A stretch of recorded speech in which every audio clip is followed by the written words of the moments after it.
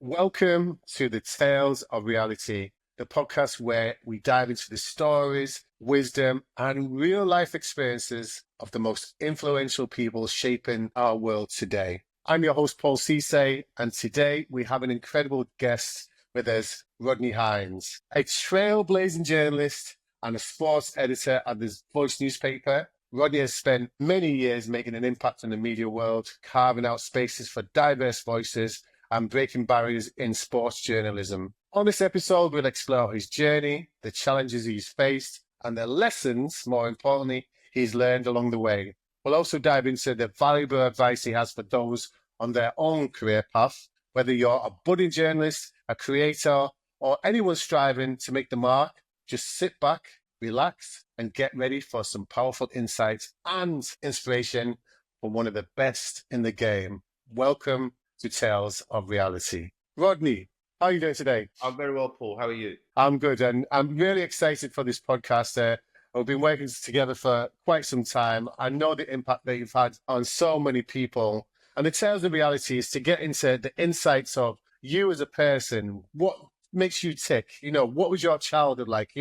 And the career progressions and various other things and tips that you could give people along the way. But we'll start off in the first instance of how did you begin? How did life begin? What was life like for the early years of Rodney Hinds? Early years, Paul, was spent in Hackney, East London, a place that if you visited it today, you wouldn't recognise because it's been very gentrified, but such is life. I had a very simple, ordinary life. Two parents from Barbados, Roy and Yvonne, and they came over here with the plan to go back to Barbados one day. They've managed to achieve that, thank God. Blessings for that. All the while, they promoted to me that education was important, learning and understanding what was going on in the world. And from a very early age, I was watching lots of sport with my dad. From a very early age, I was doing a lot of reading because even though I was in an Hackney postcode, I recognized very early that there was another world out there. There's a world to be discovered, and I wanted to discover it. Sport was my thing. Family was my thing, without doubt. It was a case of a really encouraging environment. I think that really, really important to say for me. I was encouraged. I was told I could do anything I wanted to do. And more importantly, I believed what I was told, that if you work hard enough, get a little bit of luck, if you continue to work, you can succeed. I don't know what success is like, but I mean, I'm now in a situation where I'm now encouraging people and trying to educate them and trying to give them a pathway into the world of media. It was a very small but tight-knit family. School was an exciting time for me as well, being amongst my mates and friends like that. In the end, I fell out of love with school. The reason for that is because I cottoned on pretty quickly that a lot of what I was being taught, I would actually need again once I left. So I sort of let my sort of academic side of me dip, to say the least, which caused an awful lot of disappointment within the household. But I was also determined to prove that I could do it even without formal qualifications. I could still be a success as such. So it was a life of visiting other family members. It was a life of understanding where I lived at the time, which was Hackney, which wasn't the easiest place to be because it was deprived. It was subject to negative press. And that said and done, I found it a wonderful place. My friendships, my very diverse friendship group was superb. I couldn't understand what was going on. One of the things I did recognize early with watching so much sport and just seeing the images coming out of TV at the time was that black people were being successful. Let me explain. I was watching Brazil's football team. I was watching the West Indies cricket team. I was certainly watching Muhammad Ali. And all of those projections said to me, wow, this is a nice world we live in because there's black people to the fore doing wonderful things, not just at local level, but certainly at a global level. So I led a life where I thought black was beautiful, and I still continue to believe that, obviously. But I saw that success, that tangible success. I saw the success and the sort of reverence that someone like a Muhammad Ali was held in. And I think that helped me grow. That helped me to believe. So academically, I flunked it, but I could feel that there was something happening in the world in terms of sport, even back then, in terms of black people, my community. Say what you will, but it was a very simple start and introduction to the world for me, but it was solid and it was encouraging. Were there any inequalities though? You talk about you had a supportive family, which is great, and you love the environment that you lived in. Why were the reasons that you didn't feel that you wanted to pursue your education? And were there any inequalities at that time that you noticed from a young age? There were certainly inequalities I noticed, and there's a standout one for me. I remember my mum was looking for, dad was working, mum was looking for property for us to purchase, and I was just a little nipper at the time, to say the least. And I remember my mum knocking on the door in a wonderful, personable self. My mum was, and is to this day a wonderful person. And I remember that a white woman opened the door, looked my mum up and down, and said, yes, the house is for sale that you're looking at. I won't ever sell it to a black person. And I do remember my mother being taken aback by that. And I was taken aback by it as well, because I could see the reaction that it caused to my mum, and it was distressful. So what I said, at the start, yes, that was a significant stepping stone that I will never ever forget, because I know what effect it had on my mum. She then shared that with my dad, and the sort of discussions, even at that early age in my life, I understood that we were different. We were certainly being treated differently. And the old saying would arise that you've got to be almost 5-6 times as good to even get in the space and talk about equality. So it wasn't always a bed of roses, but it wasn't a daily struggle. But I do remember Hackney being a difficult place to live in. There was very much black and white issues at the time. Not that I was involved with them, but I was reading from early. I was reading the local newspaper. I was reading the black press, as it was back then, West Indian world, which was the forerunner to the voyage. So I was getting a sense that the world wasn't an equal place, but that example I just gave to you really underpinned for me that there's challenges afoot. I think what that incident did, it just sort of served to give me a reality as a very young person of what my parents were certainly facing and what I was potentially going to face as well. So it wasn't all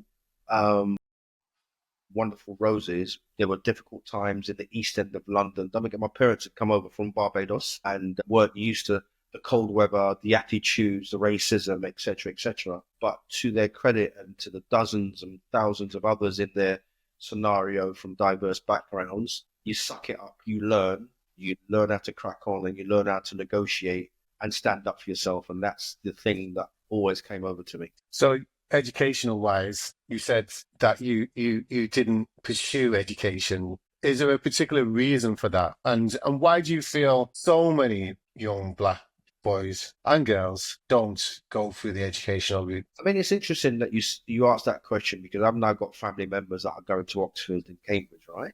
And, every time we get that sort of news, it's almost a celebration in the house, because, yeah, fantastic. In my day, I fell out of love with education because I didn't believe in it, Paul. I simply did not believe that I was being given the tools to further my life and career, whether it be algebraic equations, whether it be reading Lord of the Rings or Lord of the Flies. That wasn't for me. And I'm not saying that with any arrogance. The greatest thing I think school and that education system gave me was to be amongst culturally diverse people so I could learn. And it gave me the sense of camaraderie, which we all need, but I realized pretty early there was very relatability to what I was being taught. And it was a massive blow to my family that I didn't go through the system and come out with these wonderful results. And I would tell anybody, even today, if you can, that education suits you, go for it, because it can only help if you do get a fair crack of the whip. I was just determined that while it wasn't for me, I made my mind up very early, I was still wanting to be successful. I still believed I could achieve. But it's ironic, I now lecture in universities, and I will promote those young people of all backgrounds, get your education. However, when they ask me, how was it for you? And I say what I say, they are totally surprised that in their eyes that I've managed to have a decent media career and help others along the way without that formal education as such. So I think it just depends on how you want to cut your cloth, Paul. And I think that education is important. But I do get the sense that maybe it isn't as important today as it was back then in the 70s. What do you mean by isn't as important? Do you mean it's more important today or less important today for education? I think it's potentially less important today because we now have terms that I'd never heard of when I was growing up. So people want to be entrepreneurs. So they've got the savvy, they've got some financial backing, they've got a group of people around them that can work with them. I never had that. So right now, I was told back then that if you get your education, you're putting yourself on a footing of good. That might have been the case then, but certainly today in the world that we live in, you can't guarantee anything with your education because you still need equal opportunities. You still need someone in that environment that's going to provide you with opportunity, and then you can show. I think one of the things I've always wanted to promote is if you've got people say, Rodney, you got your education on the streets. That's not, I wasn't involved in anything negative on the streets. My parents wouldn't let that, but I learned how to survive. I know that's a very strong term. And I learned to survive, Paul, by communicating with people and maybe more importantly, listening to people. And that was a wonderful education because the hard currency in the world is to be able to get on with other human beings and individuals. And I think that's maybe where I've come out pretty strong. So in terms of formal education, if you can get it, if you can hack it, and if you can pay for it, by the way, tremendous. But you still need that ability to handle yourself in a non-academic environment in a very positive way. And I think that's where I've probably come out okay. I couldn't agree more. I'm probably a bit like you, Rodney, where back in the early 90s, 80s, being fostered, I didn't value education. I didn't come away with any GCSEs. I did start later on and doing some kind of education. But again, the system failed me because I didn't have the money as a young child at the time and didn't have the money to go through and buy the computers. And my, white counterparts were able to afford all these nice things to get through the course, and I just couldn't afford to do it. So I had to find other avenues to sit there and make myself successful, as it were. And recently, Rodney, I had I spoke at an event with future leaders, and it was mainly diverse young kids, and they aspire so much more than what we did.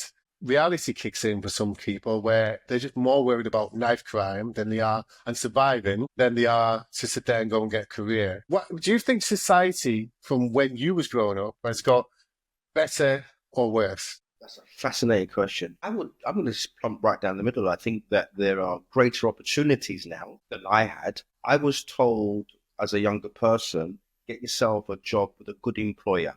And the good employer at that time was deemed as the post office, the banks, maybe even teaching, but I didn't have the ability to study another 5 years to be a teacher. I did dabble in my mind with going into the medical profession, but it was about the civil service at the time was also deemed as a really good employer. And I smile now as I go about my business, Paul, when people say back then, you should, join a bank. There are a huge percentage of bank buildings that we all know, what the deck was like, that are now Paddy Power buildings or Wetherspoons. So it makes me smile. I tried to do some transactions via my app, phone calls to my bank not too long ago. Once again, it made me smile. That traditional route has now almost disappeared. Yeah.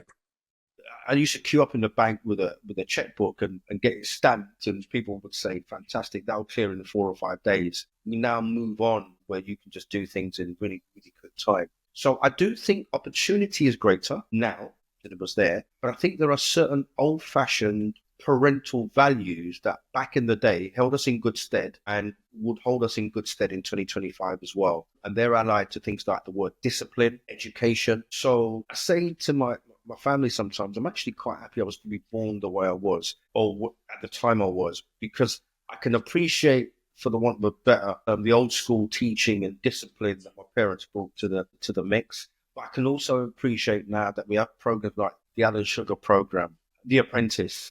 The Apprentice, yeah. And we have all these reality programs, and we now talk about things like TikTok, and everyone wants to talk about AI. And it's, I think I'm caught somewhere in the middle where I can use all of those skills of modern era, but ally them to that really good Caribbean, African discipline whereby it was just about survival as an individual. So I think the opportunities are great now, but my caveat for saying that, let's not get it twisted. The opportunities are still not what they should be, but that's a different subject altogether. I certainly know that from the work that I do as well. Yeah. And one thing about yourself, Rodney, is going back to yourself, because, you're one of these people that, you pay forward for other people. So just give you an example, I know where with the Voice newspaper doing sports journalism, I cover Liverpool Football Club. It's an opportunity that you gave me.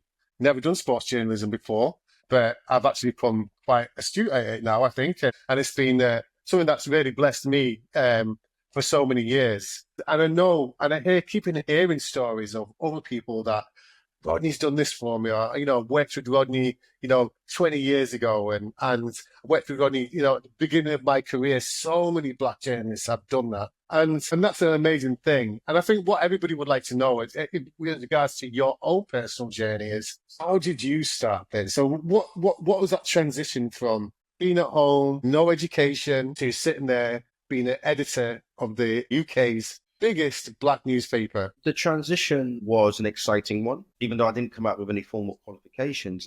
While I was at school and when I was in the system, I always wanted to write. I was always writing things down, notebooks, and, so expressing myself was key for me. And I was also at that time reading lots of newspapers. It was the Sun, the Mirror. There's a local publication called the Hackney Gazette. And I was just fascinated that these publications would just give me an eye on what was happening in the local area or around the world. Sorry to interrupt. What age was that? What age was you? Oh, wow. But give us some context. You're talking about, I would have been 12, 13. Okay. At that time. I was reading lots of books. My parents couldn't afford the Encyclopedia Britannica that some of my other peeps were getting. But they did buy me, I will never forget, these red-bound books. And one was about geography, one was about nature, one was about sport. So it wasn't quite Premier League books, if you understand what I'm saying. It was more League Two, but it was still education, and I was just fascinated by all of that. So in terms of writing, I was making scribbles. I kept a journal about what I was doing during the day, and then I just thought, you know what? You're reading all of this stuff that's obviously fascinating you. Why do you fancy maybe doing some of that writing yourself?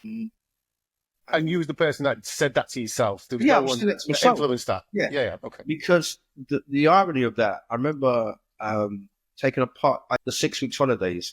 Listen, I've got an active mind like yourself, Paul. I can't be faffing about for too long. And I remember another 6 weeks holiday came along, and I thought, after the first 3 weeks, the 6 weeks holiday were quite dull and boring. You got over the excitement of all your freedom from school. You were missing your friends. And I wanted to work. I wanted to earn money. And I literally picked myself up and knocked on the door of the local newspapers. They rejected me. And I remember knocking on the door of an establishment called the West Indian World newspaper. It was basically the forerunner to The Voice. And I didn't know what I wanted to do. I just knocked on it. I just knew it was a newspaper media environment. And I just knocked on the door. And this is where you need a lot of fortune in life. The individual that opened the door for me heard me out about, I just want to be in the environment. But more importantly, they opened the door for me, quite literally, Paul, and gave me that opportunity to be in the space. And all I was doing in those early days in that newspaper office, I was making tea, I was collecting checks, I was going out for ice creams and lollies for the senior staff. I was a gopher, for the want of a better term. But you know what? I was the most excited gopher in the world because I was in the space that I really wanted to be in. The phones were ringing. There were fax machines at the time, which a lot of the young people listening to this probably won't even appreciate. I was in the space at last. And so I'd made that transition from reading about stuff, making a few notes of my own. And now I was in the newspaper environment. So I made the transition. And I just remember being in the office one day. The phone rang. It was an individual, it was a member of the public who had a story about a road traffic accident in the local area. There were no other journalists to cover that story. I said, next, now or never, Rodney. I'm going to cover that story. So while people know that I've covered Premier League games, I've been to Football World Cups, I've been to Cricket World Cups, I've been to the Commonwealth Games, my story writing began with a road traffic accident in Stoke Newington. Because I took the opportunity. I always wanted to do sport, but one of my messages is that if you have a goal or a target and you're prepared to work sometimes that opportunity will come in the most unexpected way, as it did for me. And it put me on my pathway to writing stories, not in the environment that I thought it would be, football, cricket, tennis, etc. Road traffic accident in the local area. My career flew after that. One, because the rest of the team were appreciative that I took the initiative. And two, once they'd seen my writing, they said, yeah, there's some potential here and we can develop this kid. So how old were you at that point? Well, I would have been about 16, 17. Yeah, yeah. And who was that person that opened the door? Do you remember the name? Yeah, I remember him. His name's Courtney George. He now is a peanut farmer in his homeland of Antigua. Whenever I talk about him, I have to give thanks because without him giving me that initial, I would be nowhere. And I met him maybe about 10. I met up again. I was in Antigua working, ironically, and I met him.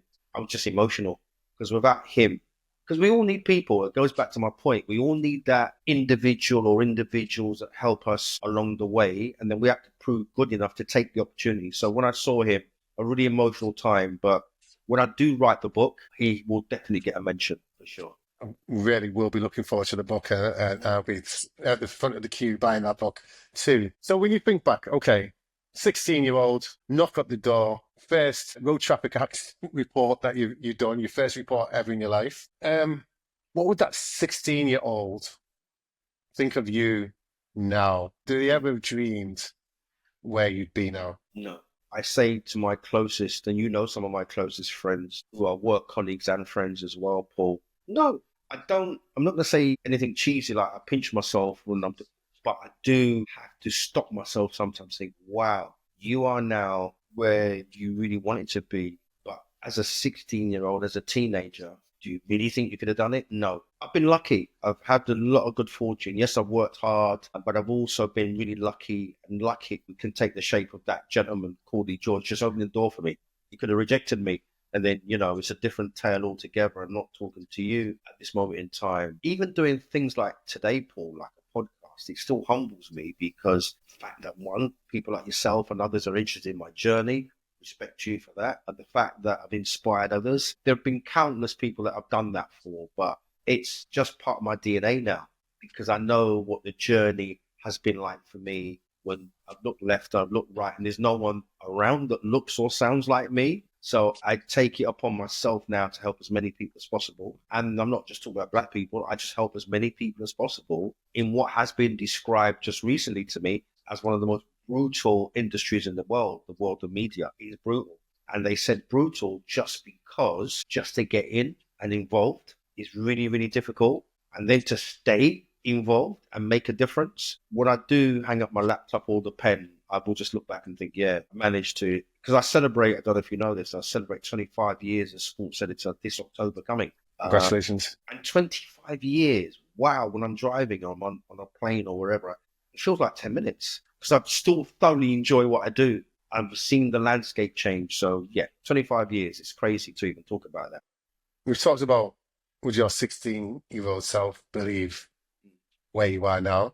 Which is, I think it's a great story. And no, and often I could say the same for me as well. My 16-year-old self would not believe what I do. I've listened to your story. Our paths are very, very similar. Yeah, exactly. So flipping that, what advice would you give to your 16-year-old self? The advice I'd give, I mean, that's probably easier for me to transition that. My advice would be to do what I did. Be brave, step out, do something different. When I said to my mum and dad, Paul, that I wanted to be a journalist, they didn't know what I was talking about. That wasn't the space that they were familiar with. If I'd wanted to be an electrician, I'd wanted to be a doctor, obviously they would have been things they would have been familiar with. So my advice would be, and when I'm lecturing, and when I'm just talking to my mates about it, yeah, you've got to step out. You've got to do something different. You have to make yourself, you have to provide your own USP. Your color is your USP, but your background is your USP.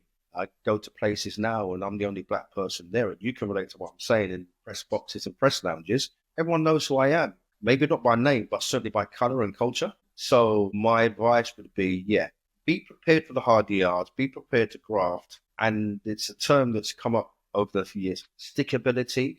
When it isn't quite going your way and when you feel devastated, just keep going. Have a conversation with somebody else. So my advice would be just be prepared for the hard yards. And if you can get through what I call some of those really challenging moments, then show your personality, then show your ability, whether that's cutting video, writing a story. So my advice would be just try to hang in there and then show what you've got. I couldn't agree more. Exactly. You know what? You're quite a humble person in my eyes because even on this podcast, you haven't talked about some of your big achievements.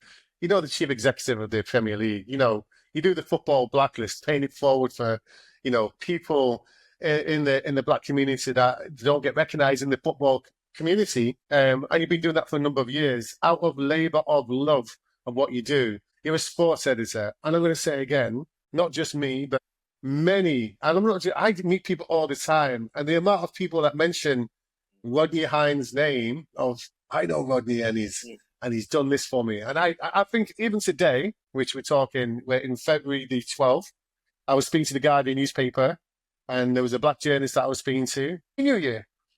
He worked for the Voice newspaper 20 years ago.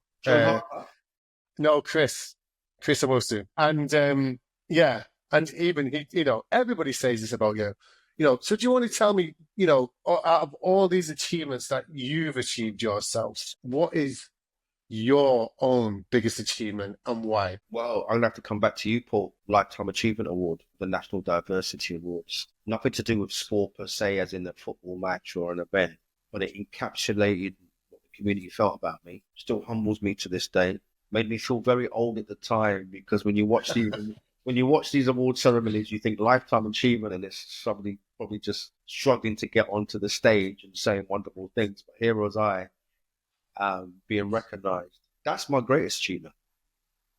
That is my lifetime achievement award at the National Diversity Awards, coming from a space that you helped them create. Gets better than that for me. Yes, I've interviewed the great and the good, the Raheem Sterlings, the Serena Williams, and Lennox Lewis. I've been to any sporting event that really matters. And I was saying to a colleague the other day, it still makes my toes tingle. And you'll relate to this when you go to Anfield, right?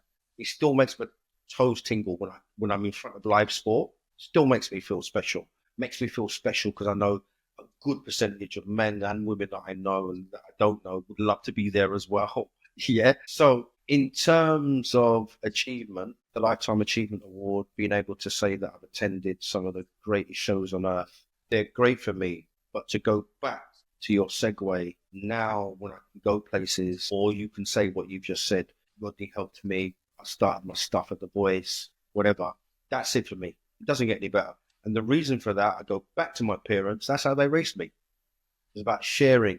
It was about sticking together, and it was about community. Let's not get it twisted. My mum and dad were very, very keen that black people got their due. I still have conversations with my dad and my mum about life. They're in Barbados now, about life in the UK. And it still upsets them that the issues in Toxteth or in London, in terms of our people, Black Lives Matter, we're still not getting there. They say our people are still not getting their due. So the achievements, and incidentally, that Lifetime Achievement Award that was bestowed on me sits on their mantelpiece in Barbados, because they are the conduits for whatever I've done.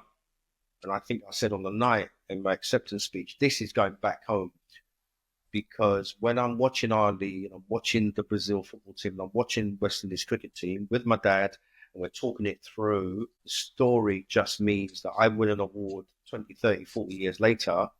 But if you join all the dots together, it's all one and the same thing. So in terms of achievement, I'm never going to stop and say, I'm not going to celebrate winning an award. I respect and recognize what I've done. If anything, what it does, it motivates me even further to continue doing what I do, because I know I've got some influence now. You talked about the Premier League. There isn't one national sporting body in this country that I've not had a conversation with the chief executive there, trying to get them to change their ways, shape what they're doing in the future. Has there been some success with that? Certainly. Once again, on the broader picture, some of that success has been painfully slow. But you know better than most, Paul. You know the story.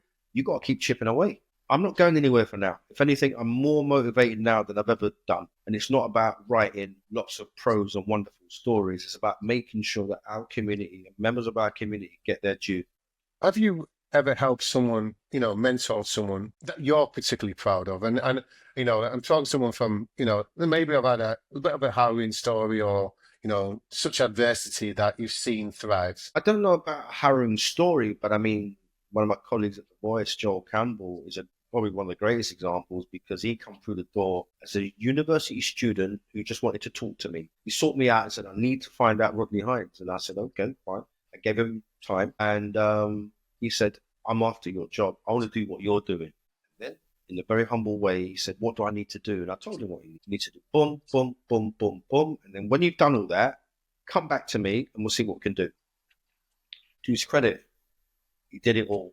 Came back to me, I gave him a job. He is now moved on from sport to some degree. He's now life and style editor for the Voice newspaper. That's a massive sense of pride. But Paul, there have been so many that are now working at the BBC, they're working at Sky, they're working for The Zone, they're working all over the place. And I say to them... Can you name drop? I don't know if there'll be anybody that anyone knows, but people like Andrew Bontiff, Crystal Davis, Charlene Ramsand. Yeah, there's almost too many for me to remember, but there is. All these peeps are doing a wonderful job. And what I find really fascinating, I still to this day are getting so many calls and emails, and it goes, hi, Rodney, listen, we know what you've done. Can I just have 10? And listen, some of them are telling me about the challenges that they face every day as Black people within the industry. And sometimes they just want to talk to someone who's been through it and come through the other side. So the world of sport and media is still a perfect cameo of the challenges that we face as Black people every day of our lives, whether it be at the job centre on a Monday morning, whether it be in the boardroom, if we're in there on a Tuesday. Do you understand? It's a brutal business. It's a brutal business because it's a little bit like an exclusive club. You can only get in if someone invites you or opens the door for you. And I'm here to help anybody that wants to get into that exclusive club, and maybe gives them some tips and techniques as to how they go about it, or more importantly, survive it. Listen, I sent a young female journalist to Selhurst Park many years ago, home of Crystal Palace. It was one of her first gigs, and you will relate to what I'm saying to this, Paul. She come back to me in tears. She wasn't made to feel welcome. No one spoke to her. And her only crime was she went there to report on a football match. That was her only crime. And I'm obviously using crime in air quotes because it's no crime. She came back in tears. I said, welcome to my world of the last 30, 40 years. You're going to have to toughen up. I'm going to send you back there again. And you go there and you show what you're about. You show your personality. You go there and you walk tall, you walk strong, and do your job. She's now working for Premier League Productions. It happens. It just needs that encouragement sometimes, and that role model, that takes you under the wing and just shows you that you can do it and able to believe in yourself. And I think anybody, it doesn't matter where you are, then it's for a sports newspaper or you're a community activist or you're just getting on by. You can influence anybody at any point. It's at any time. Ultimately, nothing to do with sport. It's always about humanity and culture. Going back to that, though, we are in because at the time of this recording, Donald Trump has just come into office. He's got a really anti-diverse rhetoric. He's actively seeking out people of race, disabilities, different things like that.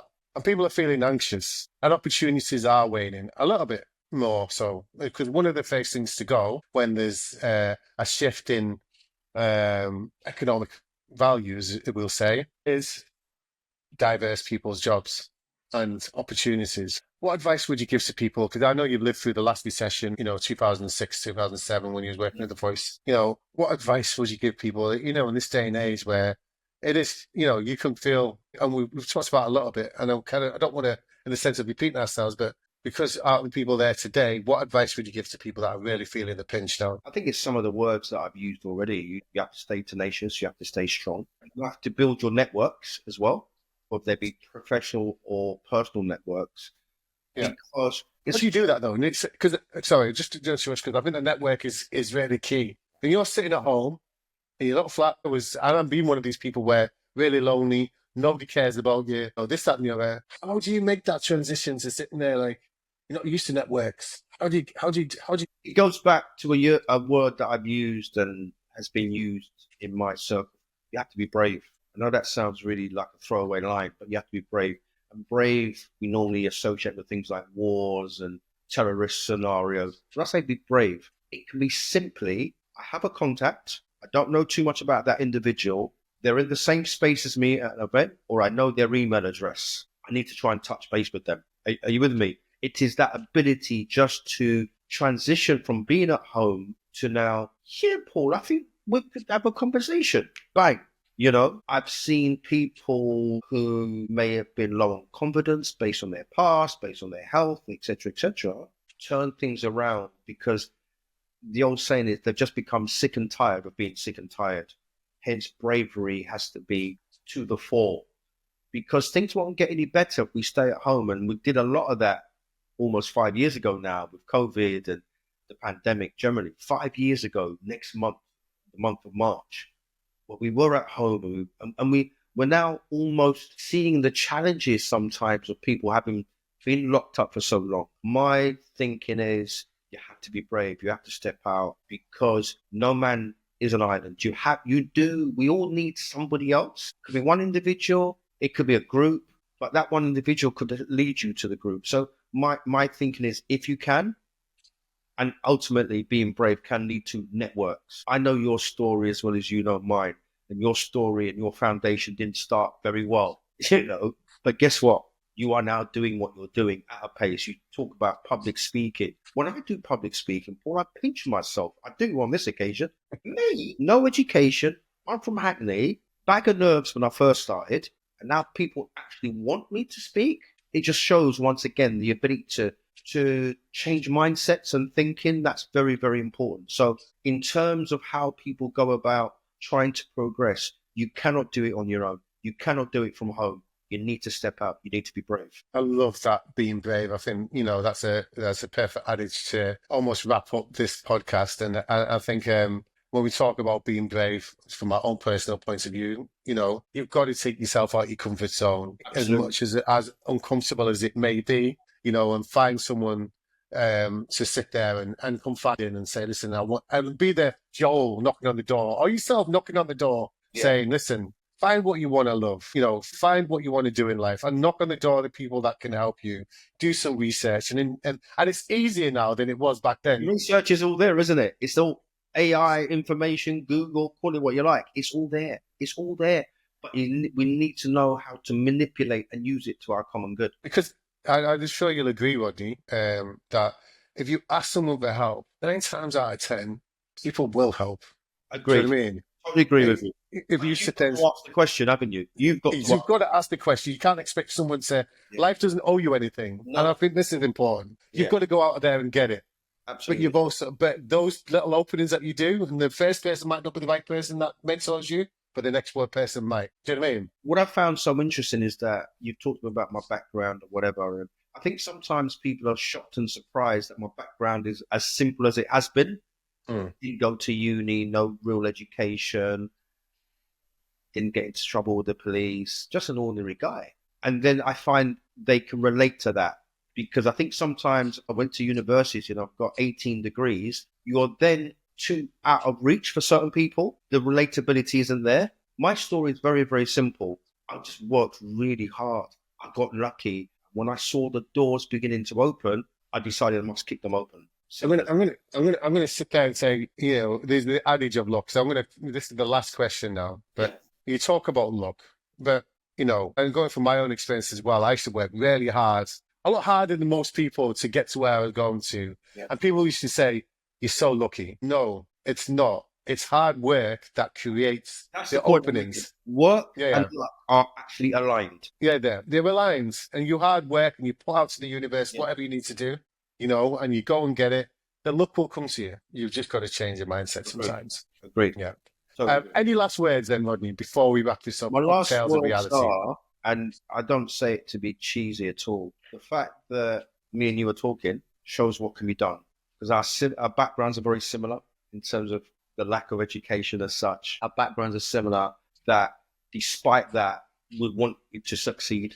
Despite that, we understood that work was the center to everything. And I won't say we've built empires, but we've certainly built legacies that people can buy into. So my last words would be, listen, it isn't necessarily where you are today, but where you are next week, next year. That is the key. But you have to be the driver and motivator for that. As I said, Paul, I still am amazed that I am in this public space and arena with the level of respect that people give me, because that's not what the 16-year-old saw when he was growing up in East London.